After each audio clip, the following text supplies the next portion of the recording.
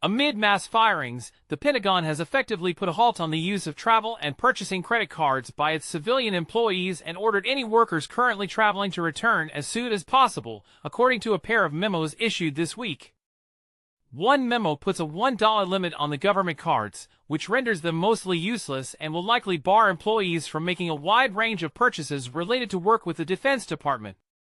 The restrictions come as the Pentagon is firing 5,400 civilian employees with plans to reduce its workforce by 5% to 8% as part of the Trump administration's ongoing effort to dramatically remake the government. Workers at agencies across the federal government have been hit with the government charge card cap at the behest of billionaire Elon Musk, who is also firing tens of thousands of other federal employees and slashing agencies through his so-called Department of Government Efficiency, or DOGE, with the blessing of President Donald Trump.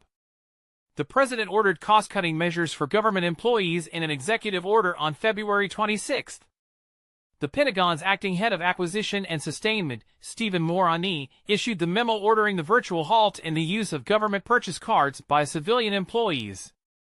It is not immediately clear what impact the cap on charges will have on Pentagon operations. The purchase card memo does make exemptions for disaster relief or natural disaster response benefits or operations, or other critical services, or on existing contracts that remain active until April 9.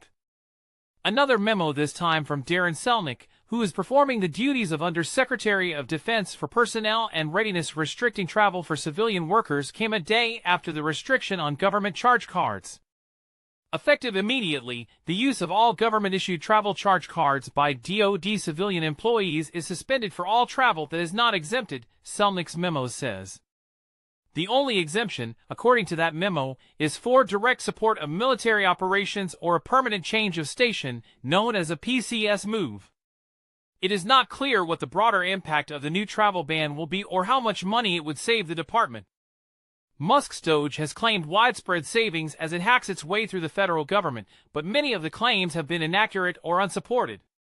On Monday, the Pentagon's top spokesman said that Musk's team of aides, who were recently granted access to the department, had made cuts that probably saved $80 million but only provided examples that support $13 million in cuts, a minuscule fraction of the department's roughly $840 billion annual budget. Some effects of Musk cuts have already been seen. Military.com has learned that civilian workers in at least 4 agencies, the Defense Health Agency, Defense Logistics Agency, the Uniformed Services University of the Health Sciences, and the Navy were fired this week. Gosh, it was insanely impersonal. We were not allowed the opportunity to ask questions, nothing. It was basically, here it is. You have questions? Ask your supervisors, who are also in the dark, by the way, said one DHA employee who requested anonymity out of hope that she may be reinstated. In another example, Hill Air Force Base in Utah is scaling back its child development centers due to the Trump and Musk job cuts, meaning Gold Star spouses and other defense employees were expected to lose child care as soon as this week.